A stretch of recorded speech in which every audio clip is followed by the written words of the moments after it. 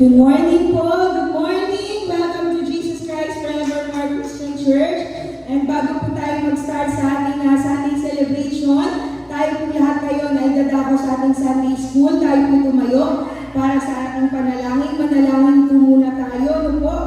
Ama namin sa langit, salamat po sa iyo sa umagang ito. Patuloy mo po kaming pagkalooban ng karunungang nagmumula sa inyo. Ihayag niyo po sa amin ang mga salita mo, Panginoon. At Lord, kayo po ang siyang magbigay sa amin ng karunungan na maunawaan namin ito at malakaran namin ito, Panginoon. Magkaroon po ito na magandang kahulugan sa aming mga buhay, Panginoon. Lumakad kami ayon sa iyong kalooban, mabigyan ka namin ng karangalan at maging mabuti, maayos ang aming mga pamumuhay sa mundo ito. Salamat sa iyo, Diyos. Sa iyo po ang mga lahat ng papuri sa pangalan ni Jesus. Amen. Hallelujah. Thank you, Lord. Maraming salamat sa Panginoon. So, ngayong araw na ito, last Sunday po ay napag-usapan natin about the second person of God, who is Jesus Christ, diba? Sinabi natin Jesus Christ is the God in flesh. So, nagkatawang tao ang salita, siya ay ang Diyos. Ngayon naman po, tayo po itadako sa pangatlong persona ng Panginoon, ng Diyos. Buksan po natin ang Genesis 1:2-4. Nang kasimula, nilikha ng Diyos ang langit at ang lupa. Ang lupa ay walang hugis o anyo. Dilim ang bumabalot sa kalaliman at kumikilos ang Espiritu ng Diyos sa ibabaw ng tubig. So, in the beginning, there is God, no? Sa simula pa lang, sa Genesis 1, ang sabi dito, nang kasimula ay nilikha ng Diyos. So, sino yun? God the Father. There is God the Father, Diyos, ang langit at ang lupa. Ito'y walang hugis at kadiliman ang bumabalot at kumikilos ang Espiritu ng Diyos sa ibabaw ng tubig. And then there's the Spirit of God. At sinabi ng Diyos magkaroon ng liwanag. Nagkaroon ng liwanag. Sinabi ng Diyos. So, ibig sabihin ito yung verb. Ito yung salita. Verbo. So, di ba? In the beginning, tatlong God. Isang God in three person. God the Father, God the Son, and God the Holy Spirit. So, sa pasimula pa lang, sila po ay magkasama na iisang Diyos na may tatlong persona. So, parang tayo, iisang tao tayo, may katawan tayo, meron tayong kaluluwa at meron tayong espiritu. Amen? Parang narinig ko sa isang preaching, parang ano daw, mayroong builder, magbibuild ng house, di ba? May arkitekto, yung architect siya yung nagdi-design. Ang architect is God the Father. And then meron daw foreman. So, ang foreman is Jesus Christ. And may mga workers, ito yung Holy Spirit. So, paano nagkakanya-kanya ng kanya-kanyang function, no? May kanya-kanyang function. Parang yung katawan natin, may kanya-kanyang function. So, ang Spirit, may function na hiwalay sa katawan. Meron siyang sariling function para saan ang Espiritu natin. No? Yung katawan natin, para saan yung katawan at para saan yung kaluluwa. So, magkakaiba yung kanilang traits, magkakaiba yung mga function nila, pero iisang katawan lang, iisang tao lang yun. So, ibig sabihin, ganun din tayo. And the Bible said that God created man according to His image. Same tayo ni Lord na meron tayong tatlong pagka-elemento. No? Meron tayong kaluluwa, meron tayong katawan, at meron tayong espiritu. Amen? So, sabi nga, ang third person of God is the Holy Spirit. Amen? So, meron banal na espiritu. In the beginning pa lang, may mention na ng Holy Spirit. At ano siya? Siya ay co-equal with God the Father and God the Son. Kaya sinabi ng Matthew 28:19, kaya habang kayo'y umahayo, gawin ninyong alagad ko ang mga tao sa lahat ng bansa. Bautismuhan ninyo sila sa pangalan ng Ama at ng Anak at ng Espiritu Santo. So, meron ulit mention ng Holy Spirit, no? Hindi lang God the Father, God the Son, and God the Holy Spirit. So, merong mention again of the Holy Spirit. So, ang hirap natin siyang ma-picture out because hindi naman natin siya nakikita. Amen? Ang hirap natin maunawaan sapagkat hindi natin nahahawakan, nakikita ang banal na Espiritu Santo. Pero, katulad ng hangin na hindi natin nakikita pero napakahalaga sa buhay natin. No? Pag nawala ang hangin, wala na rin tayo. Amen? Ganun ang Holy Spirit. Sapagkat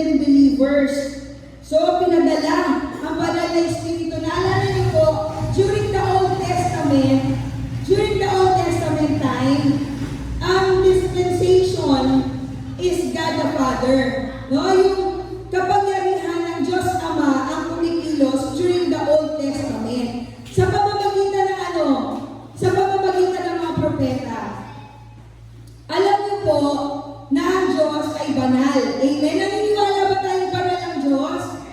Amen. Walang pwedeng makakita sa Diyos ng mukhaan. Bakit? Mamamatay. Amen. And during the Old Testament, ang mga Levita, hindi sila po pwedeng humawak ng anuman na makamundo. Bakit?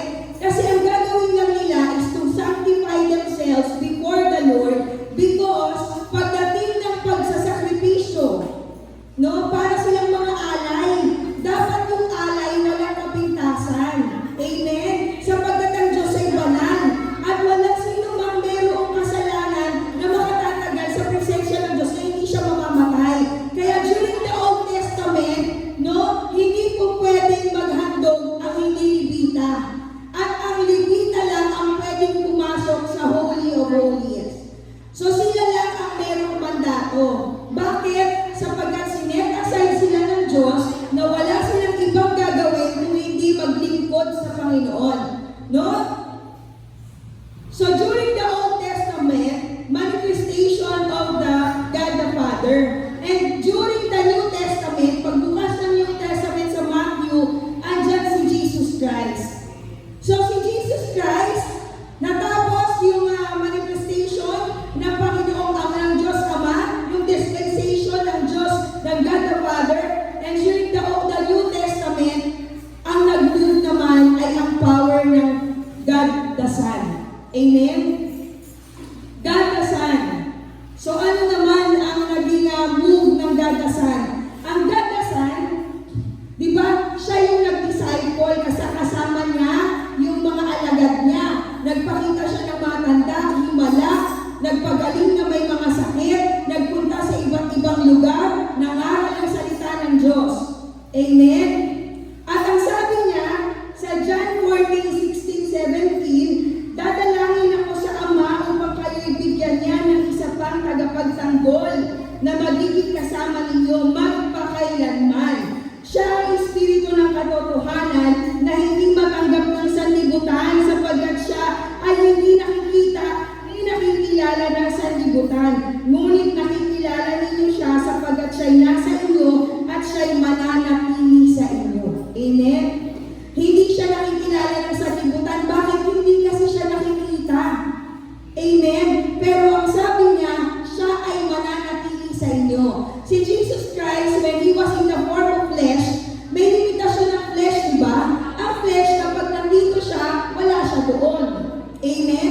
Pag nandito si Jesus Christ, diba na nasa Jerusalem si Jesus Christ, wala siya sa iba't ibang bahagi ng lugar. Amen? Bakit? Kasi bilang flesh, merong limitasyon ang ating katawan. No? Nagugutom tayo, kailangan matulog.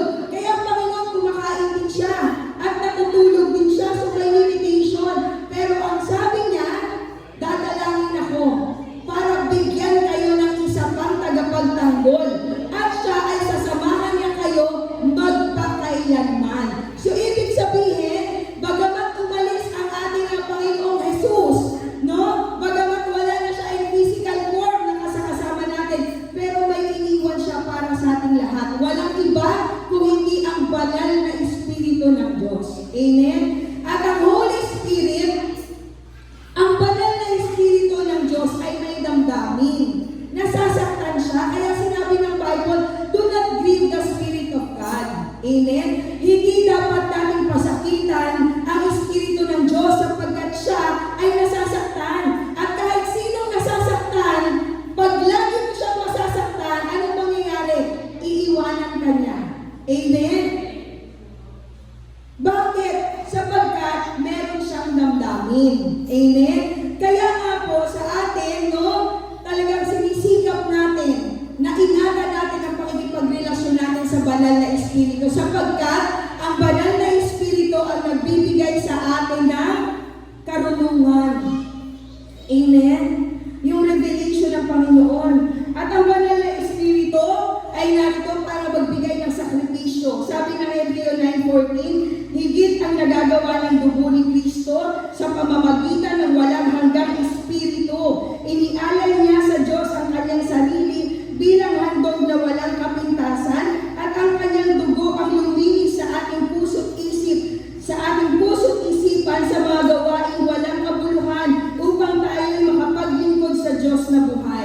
no? Sa pamamagitan ng banal na Espiritu, ang katawan ng Panginoon, no, ay kanyang inialay. During the Old Testament, para magkaroon ng kapatawaran sa kasalanan, ay may pag-aalay ng buhay. May pagtigis ng dugo, no? Para kaya mapatawad, depende kung gaano kabigat yung kasalanan mo, yun yung bigat ng iaalay mo, no? Mga kamelyo, mga baka, tupa, depende sa kasalanan mo. At yung dugo na yun na ihahandog, yung dugo ng alay na walang kapintasan.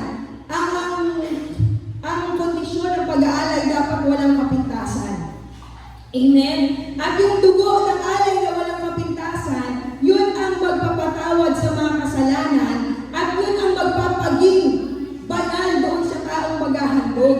No? Kaya nakakapasok siya doon sa kalwalhatian ng Diyos. Bakit? Sapagkat meron siyang malinis na puso. So sa ating lahat, ang Panginoong Yesus sa pamamagitan ng banal na Espiritu ng Diyos, inihandog niya ang kanyang sarili para sa kaligtasan at kalinisan nating lahat sa ating mga kasalanan. No? Siya talaga yung nagbibigay ng paglilinis. Ang kanyang dugo ang lumilinis sa ating puso't isipan sa mga gawain walang kabuluhan upang tayo'y makapaglingkod sa Diyos na buhay. Amen. At ang banal na Espiritu ay Spirit of Truth. Sabi ng John 16:13, ngunit pagdating ng Espiritu ng katotohanan, papatnubayan niya kayo sa lahat ng katotohanan galing sa Diyos, sapagkat ang sasabihin niya ay hindi mula sa kanyang sarili, kundi ang kanyang narinig at ipapahayag niya sa inyo ang mga nangyayari sa hinaharap. So ang banal na Espiritu ay Spirit of Truth. Sabi nga natin, Jesus is the way, the truth, and the life. Amen? Siya ang katotohanan. Ang banal na Espiritu ay katotohanan. Amen?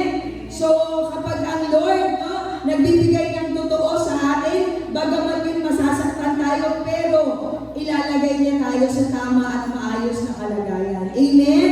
Sapagkat ang Panginoon ay naglilinis sa ating mga puso, no, ano man yung mga kasalanan natin, binibigyan tayo ng Panginoon, ilalagay niya tayo sa katotohanan.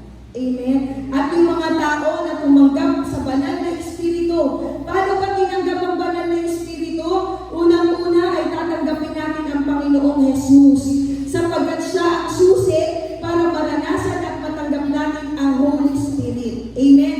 Apart from Jesus Christ, hindi natin matatanggap ang Holy Spirit. Mauuna muna, tanggapin natin si Jesus Christ, kaya po, nagkakaroon po tayo ng repentant na prayer, di ba? The sinner's prayer. Father God, I accept you, Jesus, as my Lord, as my Savior. Di ba? Tinatanggap namin ikaw, Panginoong Jesus, ikaw ang aking tinatanggap, bilang aking Diyos at tagapagligtas. At sa pamamagitan ng pagtanggap natin sa Panginoong Jesus, ay natatanggap natin ang banal na Espiritu ng Diyos. Amen? So ang Panginoong Jesus ang susi para tanggapin natin ang banal na Espiritu ng Panginoon. At ang Espiritu ng Diyos, no, sinabi ng Bible, hindi niya tayo iiwan at hindi niya tayo pababayaan. Kaya yung sinabing totoo na a son will be born and his name will be called Emmanuel. Di ba? God with us. Pwede ba yun, God with us? Yes, by the Holy Spirit na sa atin, sumasa atin ang Diyos. Amen? Hindi natin siya nakikita, hindi natin siya nahahawakan, nararamdaman natin ang banal na Espiritu, nangungusap siya sa atin. Amen? Nangungusap ang banal na Espiritu sapagkat siya ay persona. Amen? Kaya sabi doon, siya rin ang nag-empower for ministry. The Holy Spirit empowers for ministry. Sabi ng 1 Corinthians 12:4-11, iba't iba ang espiritual na kaloob, ngunit iisa lang ang espiritong nagkakaloob ng mga ito. Iba't iba ang paraan ng paglilingkod, ngunit iisa lamang ang Panginoong pinaglilingkuran. Iba't iba ang mga gawain iniatas, ngunit iisa lamang ang Diyos na kumikilos sa mga taong gumagawa sa mga iyon. Para sa ikabubuti ng lahat, ang bawat isa ay binigyan ng Espiritu. Ang ilan sa atin na pagkalooban ng kakayahang magsalita ng mensahe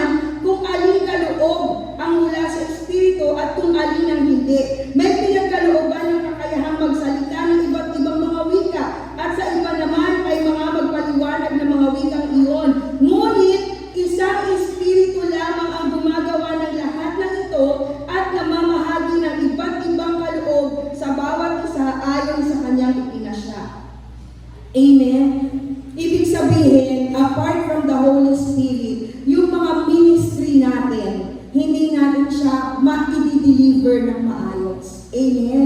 Kasi ang banal na Espiritu ang totoong nagbibigay ng kapangyarihan sa bawat isa na maganap natin kung ano man ang pagkakatawag sa atin sa gawain ng Panginoon.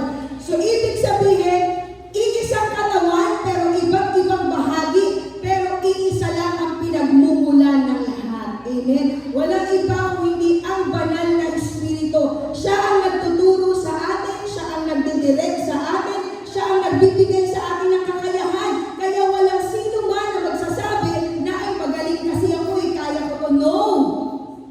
Bakit? Sapagkat ang anumang regalo, anumang gift, anumang talento ay nagmumula sa banal na Espiritu. Amen?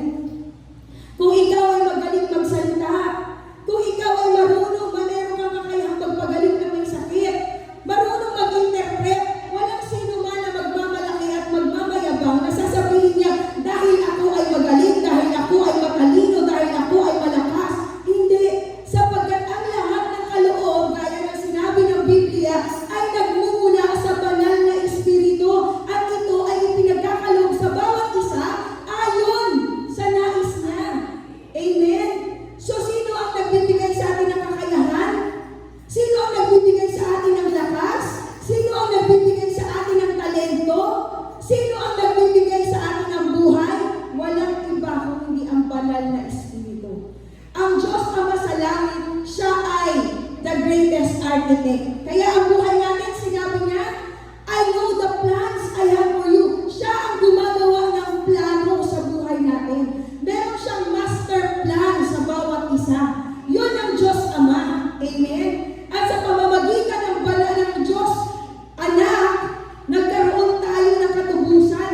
Wala na yung paulit-ulit. Hindi na paulit-ulit na pag-aalay. No? Wala nang pag-aalay na paulit-ulit na tuwing magkakasala tayo, kailangan mong bumili ng tupa, kailangan mong bumili ng kalapate, kailangan mong bumili ng baka para patawarin ka sa iyong mga kasalanan. Sa mga kasalanan natin, hindi na paulit-ulit ang pag-aalay. Bakit? Sapagkat ginawa yun ng Diyos Anak. Amen? Yun ang role ng ating Panginoong Jesus. Tapusin, wakasan ang paulit-ulit na paghahandog. No, ang kanyang dugo ang naging isang handog para sa kalinisan nating lahat. Ito ang role ng Panginoong Jesus at natapos na yung role niya. At ngayon, kaninong role ngayon ang naiwan? Ang sa banal na Espiritu. Anong ginagawa ng banal na Espiritu? Nag-i-empower sa atin. Binibigyan niya tayo ng lakas, binibigyan niya tayo ng kapangyarihan, binibigyan niya tayo ng guidance. No? Katulad ng sinabi ng Bible na ang salita ng Diyos ay God-breathed. Hiningahan ng Diyos ito'y may buhay upang magagamit para sa pagkukorek, no? Sa pagsasaayos. Ano ibig sabihin? Nandito ang kapangyarihan. Napakalalim ng kapangyarihan ng Holy Spirit. Amen? Dito nagre-reveal ang Diyos. Ginagayad niya tayo. Kaya nakita ninyo, bakit may mga aeroplanong nagawa? Bakit nakagawa ng aeroplano para pag-iisipin ng tao? Pwede bang lumipad yung tao, hindi siya malalaglag? Wala naman siyang pakpak. No? Dahil may mga taong malalim sa banal na Espiritu. Nakukuha nila yung revelation ni Lord at binibigyan sila ng kakayahan ng talento na gawin ang mga pinapagawa ng Panginoon. Gusto ni Lord yun. Kaya ibinigay niya sa tao na yun yung talento dahil willing yung tao na yun na gamitin siya ng Panginoon. Binigyan siya ng banal na Espiritu ng karunungan at ginaid siya. Amen? Noong mga panahon ni Noah, no? Hindi naman niya alam kung ano yung mga mangyayari. Pero ang Holy Spirit ang nagbibigay ng karunungan sa tao. At alam niyo ba, talagang detalyado ang paggawa ng bangka. May kanya-kanyang sukat ang bawat parte ng bangka. May sukat lahat. Hindi yun pwedeng basta na lang malaman ni Noah, di ba? Pero binigyan siya ng banal na Espiritu ng karunungan paano niya yung gagawin. At ang banal na Espiritu rin ang nagbigay sa kanya ng karunungan. Noah, pwede ka nang bumaba. No? Safe na ang lupa. Ganon din sa ating lahat. Ang banal na Espiritu ang nagbibigay ng direksyon sa buhay natin. Kung tayo ay makikinig sa Kanya,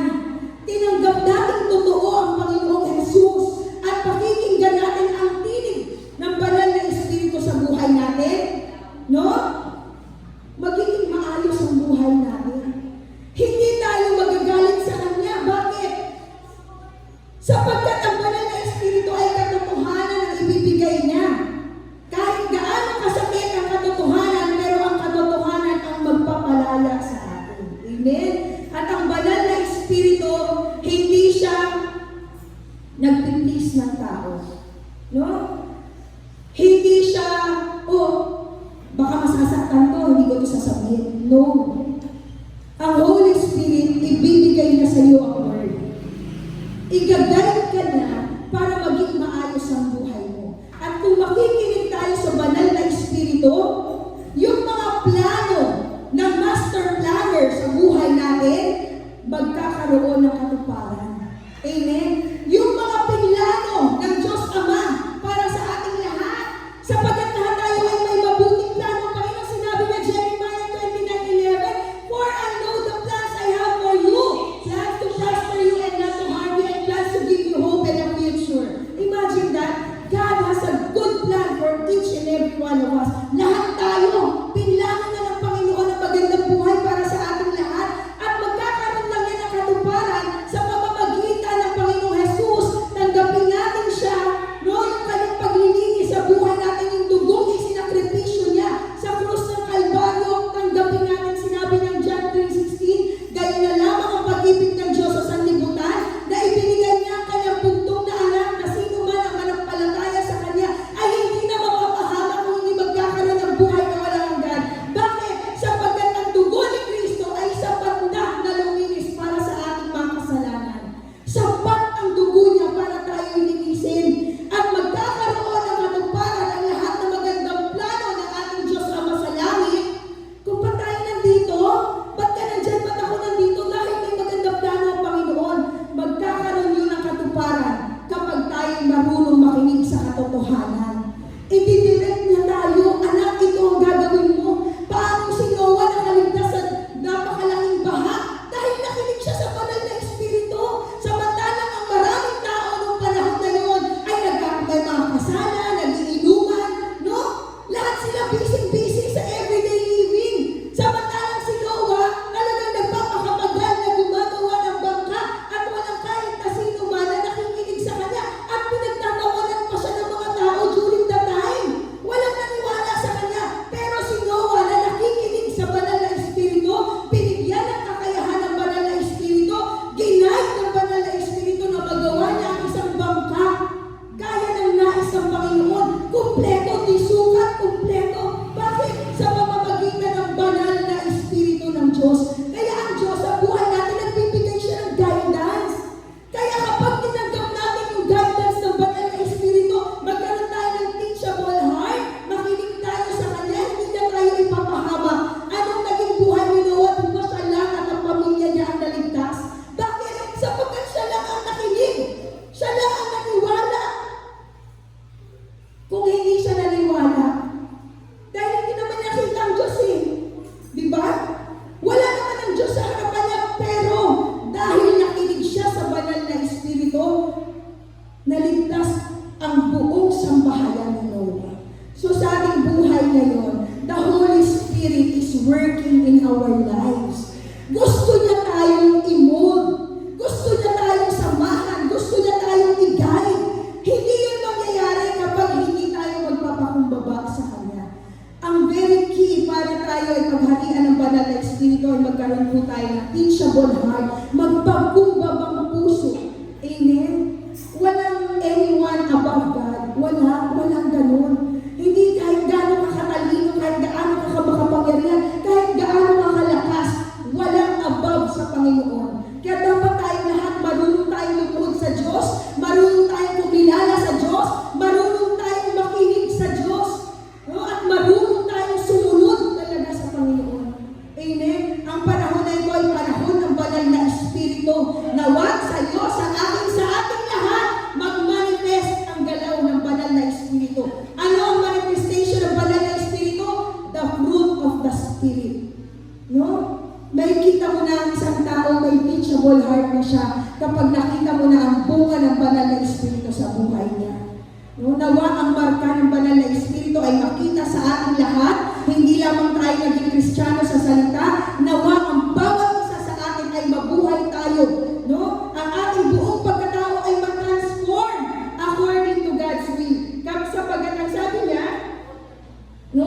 Ang sabi niya dito, ang Holy Spirit produces righteous character. Sabi na 2 Corinthians 3:18, ngayon naalis na ang kalukbong, nagniningning sa ating mga mukha ang kalwalhatian ng Panginoon, at ang kalwalhatian iyan na nagmumula sa Panginoon